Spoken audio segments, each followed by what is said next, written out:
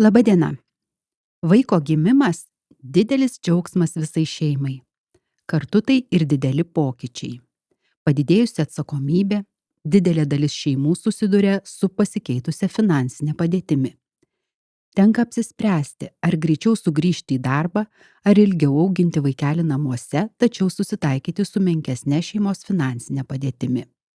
Apie tai, kas priklauso ir ką šeimoms būtina žinoti prieš gimstant vaikui ir jam gimus, taip pat apie grįžimą į darbą vaiko priežiūros atostogų metu arba po jų, kalbamės su Socialinės apsaugos ir darbo ministerijos vyriausiaja patarėja Donata Telišauskaitė Čekanavičė. Labadiena.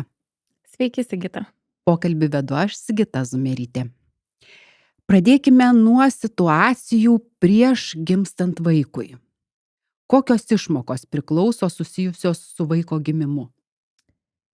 Tai visų pirma, ačiū, Sigita, kad pasikvietei mane. Tikrai aktuali tema šeimoms ir man pačiai, sugrįžus iš vaiko priežiūros. Tai gal pradėkime nuo to, kad gimus vaikui priklauso keletas išmokų, kurios priklauso kelios nuo tavo darbinių pajamų ir kelios, kurios nepriklauso nuo darbinių pajamų. Tai gal pradėsiu nuo tų, kurios nepriklauso nuo darbinių pajamų. Tai visiems tėvams priklauso vienkartinė išmoka gimus vaikui ir vaiko pinigai. Tiems, kurie darbinių pajamų neįgijo dėl tam tikrų priežasčių, pavyzdžiui, studijavo ar mokėsi, jiems priklauso išmoka besimokančio, studijuojančio asmens vaiko priežiūrai ir kuri lygi 6 baziniams socialiniams išmokoms. Ir taip pat siūlau sekti Socialinės apsaugos ir darbo ministerijos Facebook paskyrą, nes planuojami pokyčiai ir tiems tėvams, kurie stažo neįgijo dėl to, kad tiesiog nedirbo ar buvo kitos aplinkybės, bet apie tai dabar nekalbėsime, nes dar įstatymas nepriimtas. Ir turbūt pats aktualiausias didžiai visuomenės daliai yra draudiminės išmokos. Tai mes jų turime net 3 rūšis. Tai turime motinystės išmoką, kuri priklauso mamai, tėvystės išmoka, kuri priklauso tėčiui ir vaiko priežiūros išmoka, kuri priklauso mamai, tėčiui ir tam tikrais atvejais net seneliams. Tai turbūt svarbiausi dalykai, kas šioms 3 išmokoms yra svarbiausia, kokios sąlygos, kad jas gauti. Tai pati pirmoji yra draustumas, tai kitaip tariant, jūs turite dirbti, tai dirbti pas darbdavį valstybės tarnyboj arba užsiimti individualią veiklą ir mokėti mokesčius. Mokesčius galima mokėti kas mėnesį arba tiesiog deklaruojant pajamas kartą į metus. Čia atkreipiu dėmesį, kad tie asmenys, kurie dirba su verslo liudijimu, jie nemoka socialinio draudimo įmokų, todėl jiems ir ši išmoka nepriklauso. Tai jeigu planuojate vaikelį, vertėtų pagalvoti apie formos keitimą, pavyzdžiui, individualią veiklą. Tada stažo skaičiavimas, tai būtent stažas, jis apskaičiuojamas kiekvienai išmokai skirtingai, tai tėvystės yra trumpiausias 6 mėnesiai per paskutinius 24, o kitoms 12 mėnesių per paskutinius 24. Tai turi būti įmokos sumokėtos nuo minimalios mėnesinės algos ir tada suteiktos atostogos. Tai tėvystės, vaiko priežiūros, motinystės išmokai gauti reikalingos nėštumo ir gimdymo atostogos, savarankiškai dirbantis asmenys, jiems suteikiamas būtent atitinkamas laikotarpis, apie kurį jie patys praneša sodrai. Gerai, moteris pradėjo lauktis, ką ji turi daryti, kad sužinotų, ar gaus motinystės vaiko priežiūros išmokas? Tai gal čia reiktų kalbėti ne tik apie moterį, bet ir bendrai apie šeimą, nes kaip ir minėjau, ne tik moteriai yra mokama išmoka, bet yra ir tėčiui mokama ir panašiai. Tai visų pirma, kaip ir minėjau, kad motinystės, vaiko priežiūros ir tėvystės išmokoms taikomas tas stažo reikalavimas, kuris yra 12 arba 6 mėnesiai priklauso nuo išmokos per paskutinius 24. Tai kaip pasitikrinti tą stažą, tai turite apsilankyti savo sodros paskyroje ir ten prisijungę galite sužinoti savo stažą norimai išmokai gauti. Tai būtent pasirenkate numatomą atostogų pradžios datą, tai gali būti vat, ir nėštumo atostogų pradžiai, arba vaiko priežiūros, arba tėvystei, ir jums sistema suformuoja tokią ataskaitą. Ten bus 2 laukeliai - stažas per paskutinius 12 ir stažas per paskutinius 24 mėnesius. Tai čia noriu pastebėti, kad jeigu žiūrėsite į pirmą grafą, neišsigąskite, kad rodys, kad stažo neturite, nes jūs pasirinkote datą, kada išeisite tų atostogų. Tai ta data yra būsima. Tai jeigu dirbsite, tai viskas gerai, stažą įgysite. Ir dėl to rekomenduoju žiūrėti į antrąją grafą, kur rodo stažą per paskutinius 24 mėnesius. Ir jeigu ten matysite, kad jūsų stažas didesnis nei 12 mėnesių, tai reiškia viskas gerai, stažą turite ir galite būti ramus. Jeigu matote, kad jis šiek tiek mažesnis, tai dar galite apsiskaičiuoti, kiek mėnesių jūs planuojate iki tų atostogų suteikimo dirbti ir taip matysite, ar tą stažą pasieksite. Tai dar bendrai noriu užakcentuoti tas sąlygas, kad tas stažas būtinai svarbus, kad turite mokėti įmokas, tai reiškia dirbti ir turi būti suteiktos atitinkamos atostogos. Ir yra keletas niuansų savarankiškai dirbantiems, kuriuos noriu užakcentuoti. Kad pirma, kad jiems tokios kaip ir atostogos nėra suteikiamos, yra atitinkamų atostogų laikotarpis, apie kurį asmuo turi pats informuoti sodrą. Ir tada kalbant apie stažą, yra irgi keli niuansai, kad norint gauti 1 mėnesio motinystės stažą, tai įmokos turi būti sumokėtos nuo minimalios mėnesinės algos. Atitinkamai, jeigu sumokama mažesnė suma, tai įgyjamas proporcingai mažesnis stažas. Tai ir tada asmenys laikomi apdraustais tik tuo atveju, jeigu yra sumokėję motinystės socialinio draudimo įmokas. Jas reikėtų mokėti kas mėnesį ir tuomet pateikti sodrai SAF pranešimus. Jeigu tų pranešimų nepateikite, tai reiškia, kad tiesiog įmokos bus nelaikomos sumokėtomis. Ir jeigu mokate įmokas kiekvieną mėnesį, tai reiškia, kad kai išeisite atostogų, išmoka bus jums paskirta iš karto. Jeigu visgi jums nėra taip svarbu išmoką gauti iš karto, įmokas galite mokėti deklaruojant pajamas įprastai, tiesiog metinės pajamas, tai tada išmoka jums bus paskirta po pajamų deklaravimo. Ir čia dar yra svarbus dalykas, deklaruojant pajamas, nuo kokių įmokų yra skaičiuojama išmokas. Čia kalbu konkrečiai savarankiškai dirbantiems. Tai tarkim, jeigu jūs deklaruojate 2000 eurų ir pasirenkate, tarkim, kad nuo jūsų šitų pajamų yra išskaičiuojama 30% išlaidų. Tai reiškia, kad nuo jūsų tų 2000 lieka mokesčius mokėti tik nuo 1400 eurų. Bet nuo 1400 eurų jūs mokate tik gyventojų pajamų mokestį, kas nėra sodros įmoka. Sodros įmokos yra skaičiuojamos nuo 90% būtent tų pajamų. Tai jeigu išskaičius visas jūsų išlaidas lieka 1400, tai sodros įmokos yra mokamos nuo 1260.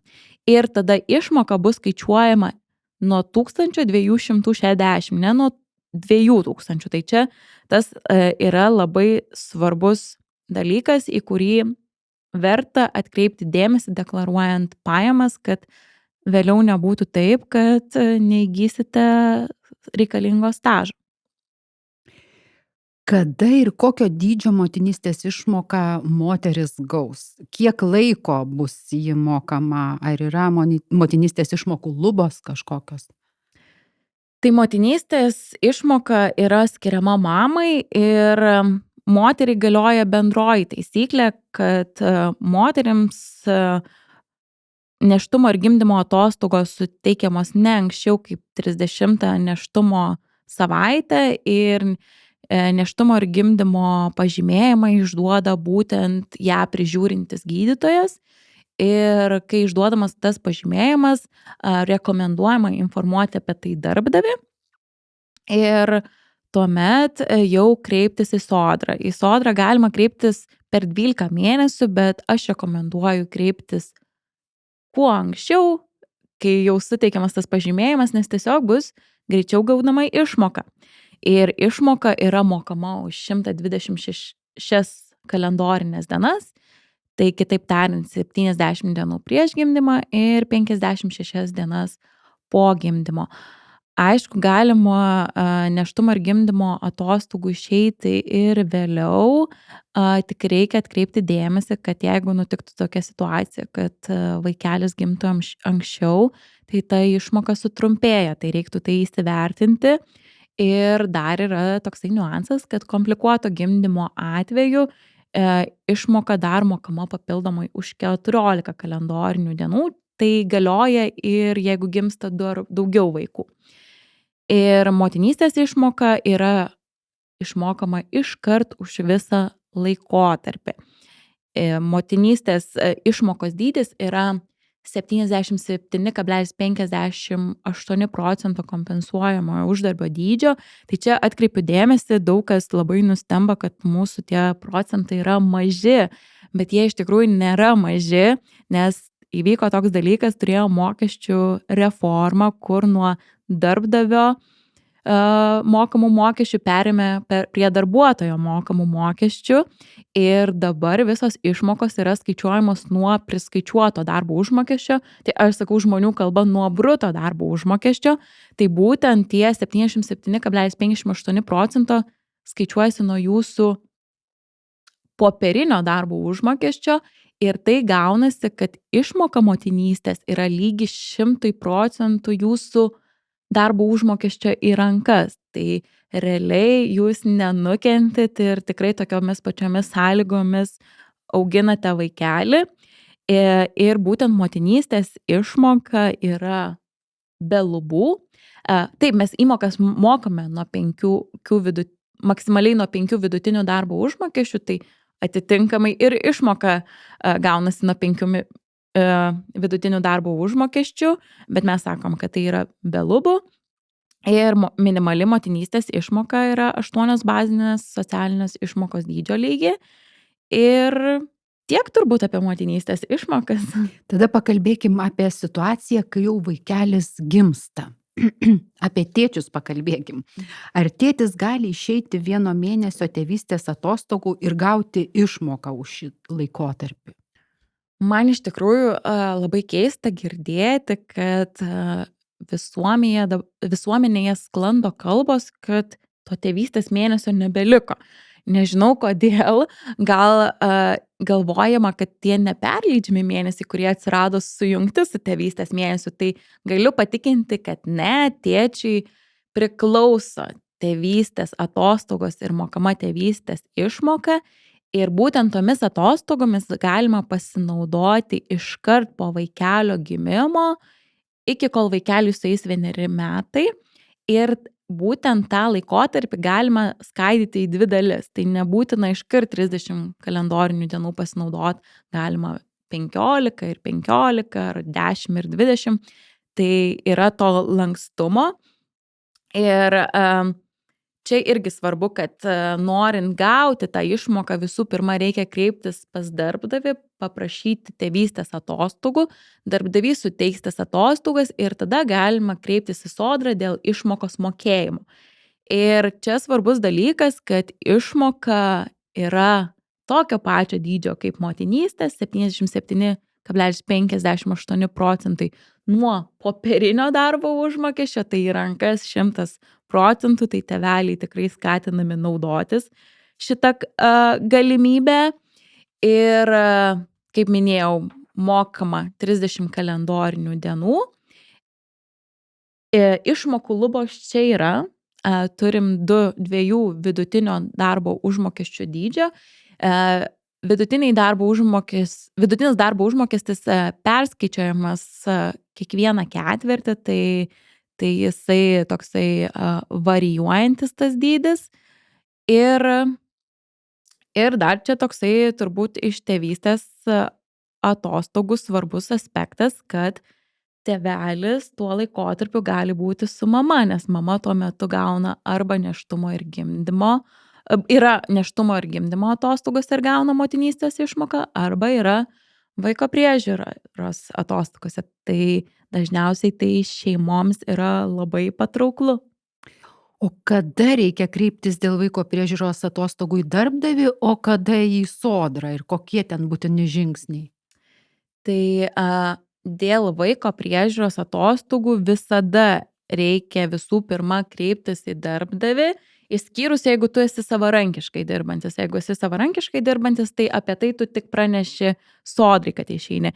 Bet jeigu esi dirbantis su darbo sutartimi arba valstybės tarnautojas, tai tu pirma kreipiesi darbdavį, darbdavys tau suteikia atostogas. Tik čia atkreipiu dėmesį, kad sodros ir darbdavio atostogų trukmė gali skirtis. Pas darbdavį galite atostogų prašyti iki kol vaikui sueis 3 metai. Sodroje mes turim 2 alternatyvas. Iki kol vaikui sueis 18 mėnesių arba iki kol vaikui sueis 24 mėnesiai. Tik atkreipiu irgi dėmesį, kad jeigu, tarkim, mama pasirenka vaiko priežiūros atostogų trukmę iki kol vaikui sueis 18 mėnesių, tai tipiniais atvejais jai išmoka bus mokama iki kol vaikui sueis 16 mėnesių, nes 17-18 mėnesis ir kitoje alternatyvoje 23-24 priklauso būtent tėčiui. Aišku, tai nereiškia, kad tėčiai tik pačiam gale jais gali naudotis. Ne, jie gali naudotis ir viduryje ir panašiai. Tai atitinkamai tiesiog mamytei persistumtų tas laikotarpis, bet bendrai šeimai yra iki kol vaikui sueina 18 ir iki kol vaikui sueina 24 mėnesiai. Tai būtent gavus iš darbdavio suteiktas tas atostogas, tada galima kreiptis į sodrą dėl išmokos gavimo. Į sodrą galima kreiptis per 12 mėnesių, bet čia irgi kaip ir su motinystės išmoka, mano rekomendacija kreiptis kuo anksčiau, nes tiesiog gausite anksčiau išmoką ir atkreipiu dėmesį, kad išmoka mokama už praėjusį mėnesį. Tai tarkim, jeigu dabar yra rugsėjis, tai rugsėjį mokama už rugpjūtį išmoka. Ir čia dar yra keli niuansai turbūt dėl to, kad jeigu tėveliai tarpusavyje keičiasi, tai irgi yra tam tikros procedūros, kad pirma turi vienam mamytė, pavyzdžiui, pas savo darbdavį nutraukti atostogas, sodrai nutraukti išmoką ir tada tėvelis gali savo darbovietėje prašyti atostogų ir vėliau sodros prašyti gauti išmoką. Koks yra vaiko priežiūros išmokos dydis, kaip jį apsiskaičiuot? Taip, tai vaiko priežiūros išmokų dydžių yra nemažai.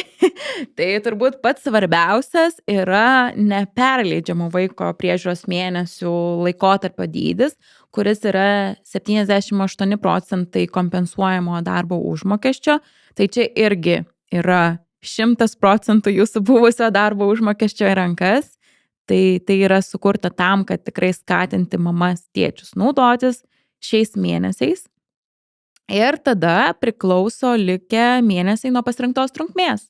Jeigu pasirinkama 18 mėnesių, tai likę mėnesiai yra 60% jūsų bruto darbo užmokesčio, o pasirinkus 24 mėnesių alternatyvą, pirmaisiais metais yra 45% jūsų bruto darbo užmokesčio, o antraisiais metais yra 30% bruto darbo užmokesčio. Ir čia yra irgi, turim išmokų lubas, kurios yra 2 vidutiniai darbo užmokesčiai, turim ir išmokų grindis, tai minimaliai išmoka 8 bazinės socialinės išmokos Ir turbūt prie visų išmokų, ko dar nepaminėjau, kad yra, kadangi, kaip sakiau, išmokos skaičiuojamos nuo bruto darbo užmokesčio, tai yra tikri mokesčiai, kuriuos turim susimokėti. Tai yra privalomas sveikatos draudimo įmoka, kur yra 6%, ir gyventojų pajamų mokestis, kur yra 15%. Ir turbūt visiems pats svarbiausias klausimas, kaip apsiskaičiuoti tą pačiam išmoką. Tai lengviausias, aišku, kelias yra Sodros skaičiuoklė, kur aš tiesiog į Google susivedu vaiko priežiūros išmokų skaičiuoklę ir ten pagal alternatyvą 12 ar 24 mėnesiai aš apsiskaičiuoju. Bet yra niuansas, dažniausiai žmonės nežino, koks yra jų pajamų vidurkis, nes išmoka skaičiuojasi ne tik iš darbo užmokesčio, bet jeigu, pavyzdžiui, dirbate su individualia veikla ir darbo užmokesčiu, tos pajamos sumuojasi. Tai aš gal pateiksiu pavyzdį, kaip skaičiuojama. Tai pavyzdžiui, 25 metų spalio 2 dieną jūs įgyjate teisę į bet kurią iš šitų 3 išmokų. Tai laikotarpis, iš kurio bus skaičiuojamos jūsų pajamos, yra nuo 24 metų rugsėjo iki 25 metų rugpjūčio. Tai realiai per šitas laikotarpis yra 12 mėnesių, jūs susidedate visas pajamas ir tuomet jas išsivedate vidurkį, padalinate iš 12 ir gaunate to vieno mėnesio savo kompensuojamą darbo užmokestį, kurį atitinkamai galite padauginti iš procentų. Tai arba 77,58 motinystės tėvystės išmokom, arba iš 78 vaiko priežiūrai ir 60, 45 arba 30%. Ir jeigu norite sužinoti, kiek į rankas, tai tiesiog minusuojate 21% ir sužinote savo dydį. Bet kaip sakiau, viskas daug paprasčiau yra skaičiuoklėje. Tiesiog įsivedate savo pajamų vidurkį, įvedate skaičiuoklę ir skaičiuoklė viską jums paskaičiuos ir atitinkamai galėsite patikrinti, kuri alternatyva jums yra palankesnė, geresnė. Ir čia dar visiems kyla klausimas, kada man pradės tą vaiko priežiūros išmoką mokėti. Aš kalbu čia apie tipinį atvejį. Tai tipinis atvejis yra taip, kad mamai po gimdymo dar vis priklauso motinystės išmoka, kuri standartiškai mokama 56 dienas, arba jeigu dar yra komplikuotas gimdymas, dar pridedama 14 dienų. Tai aš taip sakau, kad kai vaikeliui yra 2 mėnesiai, pradedama mokėti vaiko priežiūros išmoką. Tai mama ar tėtis, kuris jau nusprendžia tą vaiko priežiūros išmoką naudotis, artėjant šioms nėštumo ir gimdymo atostogoms į pabaigą, turėtų kreiptis į darbdavį, kad būtų suteiktos vaiko priežiūros atostogos. Ir tada, kai bus jos suteiktos, pirmi 2 mėnesiai yra neperleidžiami mėnesiai ir tada jau eina perleidžiami mėnesiai. Ir tada jau viskas priklauso nuo šeimos, kaip jie tarpusavėje dalinsis ir panašiai. Taip. Tai kuris tas vaiko priežiūros atostogų trukmės variantas yra geresnis? 18 ar 24 mėnesių? Visgi turbūt daugeliui kyla toks klausimas ir gal galima keisti paskui pasirinkus. Čia turbūt dažniausias klausimas, kurį sulaukiu, čia visi tikisi to gerojo paslėpto recepto.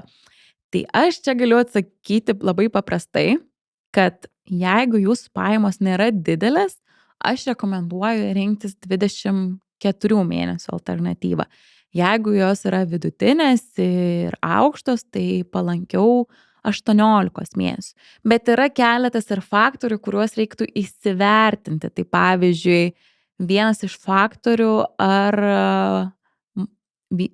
tarkim, pasirinkot 18 mėnesių ir po 16 mėnesio mamai kaip ir nebemokama išmoka, ar tėtis pasinaudos tais mėnesiais ir ar po tos trukmės jūs planuojate grįžti į darbą, ar planuojate vaiką vesti į darželį, nes vėliau tai išmokos nebegausit. Ir tada, pavyzdžiui, su 24 mėnesių alternatyva, jeigu jūs planuojate vaiko priežiūros atostogų metu dirbti, tai dažniausiai 24 mėnesių alternatyvoje jūs galite didesnė tiesiog apimtimi dirbti. Tai ir tada, aišku, dar dvynių atvejis yra, kur irgi išmokos šiek tiek kitaip skaičiuojasi, tai reiktų tuos ir tokius netipinius atvejus įsivertinti. Tai taip, vieno to recepto nėra, tik yra keletas patarimų. Bet jeigu visgi taip nutinka, kad matot, jeigu pasirinkot, tarkim, 24 mėnesių alternatyvą ir matot, kad visgi man būtų buvę palankiau 18, arba atvirkščiai pasirinkot 18, o norėtume 24, tai drąsiai galima išmokos trukmę keisti. Tik atkreipiu dėmesį, jeigu taip įvyktų, kad susidarytų permoka, tai ją reiktų grąžinti. Ar galima vaiko priežiūros išmoką gauti pakaitomis su kitu iš tėvų ir kokie žingsniai būtų, jeigu galima? Taip, kaip ir minėjau anksčiau, tai tikrai galima pakaitomis, galima, kad ir kas mėnesį keistis vaiko priežiūros būtent atostogomis ir išmoka. Tik yra tie svarbus žingsniai, kad jeigu, tarkim, mamai jau yra paskirta ta vaiko priežiūros išmoka ir suteiktos atostogos, tai visų pirma, mama turi nutraukti savo vaiko priežiūros atostogas ir tuo laikotarpiu, kai jau kitas iš tėvų norės išeiti, jie turėtų arba dirbti, sugrįžti į darbą, arba naudotis savo kasmetinėmis atostogomis, arba naudotis neapmokamomis atostogomis. Jeigu visgi pasirenka kelią naudotis neapmokamomis, tada mano rekomendacija kreiptis į VLK dėl privalomo socialinio draudimo, sveikatos draudimo įmokų susitvarkymo, kad būtent nereikėtų mamai mokėti įmokų. Ir tada tėtis kreipiasi pas savo darbdavį, jam turi būti suteiktos atostogos ir tuomet kreipiasi į sodrą, kad būtų paskirta išmoka. Ir kiekvienu atveju, kai vėl nori lankščiai, seka ta pati procedūra. Ką svarbu yra žinoti apie neperleidžiamus mėnesius? Taip, tai neperleidžiami mėnesiai, turbūt iš pavadinimo iškart aišku, kad niekam negalima perleisti. 2 mėnesiai mamai, 2 mėnesiai tėčiui ir čia apie jokius senelius ar kitus asmenis negalime kalbėti. Net ir tuo atveju, jeigu vieno iš tėvų nėra, mes turim kitą opciją papildomus mėnesius, bet neperleidžiami mėnesiai yra tavo ir niekieno kito. Tai neperleidžiami mėnesiai pasižymi tuo, kad turi didesnės išmokas, tai 78% buvusio bruto darbo užmokesčio, kas, kaip jau minėjau prieš tai, yra 100% neto. Neperleidžiamais mėnesiais, jeigu visgi nuspręstume dirbti, tai galimybė dirbti yra, bet išmoka iškart yra mažinama. Tai aš sakau, kad dirbti tuo laikotarpiu neapsimoka, reikia būti su vaiku ir mėgautis tuo laiku. Aišku, kiek galima mėgautis, nes tikrai sunkus etapas. Ir neperleidžiamais mėnesiais galima naudotis lankščiai, galima naudotis mėnesį, savaitėmis, bet aišku, tos yra procedūros, apie kurias prieš tai klausime minėjau, kad ir darbdavio informavimas, ir sodros, nutraukimai ir panašiai. Tai turbūt tiek svarbiausios informacijos ir kaip sakiau irgi prieš tai, kad nebūtinai tėtis turi pabaigoje pasinaudoti, jis gali naudotis ir viduryje ir panašiai. Dažniausiai šeimoms tiesiog paprasčiausiai yra, kad pabaigoje ir vaikas šiek tiek ūgtelės ir tėčiui lengviau su vaiku, bet tikrai galima lankščiai. O kas būna, kai vaiką augina tik vienas iš tėvų? Taip, tai tikrai gyvenime atsitinka tokių dalykų, kad vaiką turi prižiūrėti vienas iš tėvų, tai vienas, pavyzdžiui, tėtis ar mama gali tiesiog jo nebūti. Tai tokiu atveju neperleidžiami mėnesiai nepriklauso, bet mes esam sukūrę tokią sistemą, kad tiem tėvams tikrai žinom, kad yra sunkiau, tai mes 17, 18 arba 23, 24 mėnesį jiems mokam papildomus mėnesius, kurie yra apmokami taip pat kaip neperleidžiami mėnesiai 78%, tai 100% neto darbo užmokesčių buvusių. Ir tais mėnesiais mes suprantam, kad gali būti tokių situacijų, kad jau tėveliai bus grįžę į darbą, tai leidžiam dirbti pilna apimtimi ir išmoka nėra mažinama. Tai norint gauti tos mėnesius, reikia įstatymę tiesiog atitikti sąlygas, ten tų sąlygų yra tikrai nemažai ir bus suteikti papildomi mėnesiai, papildomos garantijos. O kas būna, jeigu gimsta dvyniai, pavyzdžiui? Taip, tai su dvyniais yra taip, kad būtent išmoką gali gauti arba vienas iš tėvų, tai tokiu atveju mes mokam už abu vaikus išmoką, kurios dydis negali būti didesnis nei 78%. Tai tarkim, jeigu mama pasirenka 18 mėnesių alternatyvą, tai ir viena nusprendžia prižiūrėti, tai mes visą tą laikotarpį mokėsime jai 78% išmoką. Jeigu 24 mėnesių, tai atitinkamai pirmuosius metus bus 78, o antrieji metai, kadangi jie apmokami 30%, tai susumuojam už abu vaikus ir bus mokama 60%. Tik čia atkreipiu dėmesį dėl neperleidžiamų mėnesių, turbūt aktualesnis tas dalykas, kad tėtis turi išeiti ir su vienu, ir su kitu vaiku, ir mama taip pat ir su vienu, ir su kitu vaiku. Ir jeigu šeima nusprendžia, kad abu prižiūrės vaikelį, tai tiesiog tada bendrosios taisyklės, kiekvienas atskirai gauna taip pat išmoką. Tai jeigu 18 mėnesių alternatyva neperleidžiami mėnesiai 78 ir kiekvienas tada už perleidžimus po 60 gauna. Tai tokie niuansai su dvynukais. Gerai, tada pakalbėkime apie grįžimą į darbą, vaiko priežiūros atostogų metu arba jau po jų. Ar galima dirbti gaunant vaiko priežiūros išmoką už perleidžiamus ar neperleidžiamus mėnesius ir kaip tuomet skaičiuojamos vaiko priežiūros išmokos? Tai dirbti galima visada, mes tokios mūsų kaip ir teisės negalime atimti, tačiau viskas vėliau susijęs su vaiko priežiūros išmokų dydžiu. Tai neperleidžiamais mėnesiais, jeigu dirbate, išmoka iškart yra mažinama. Bet aš čia kalbu apie dirbančius su darbo sutartim, nes savarankiškai dirbantis asmenys, jie gali dirbti visą apimtimi, uždirbti kiek nori ir jiems išmoka nėra mažinama. Tiek motinystės, tiek tėvystės, tiek vaiko priežiūros. Jeigu dirbate su darbo sutartimi, tai neperleidžiamais mėnesiais, motinystės ir tėvystės išmokos atveju išmoka iškart yra mažinama.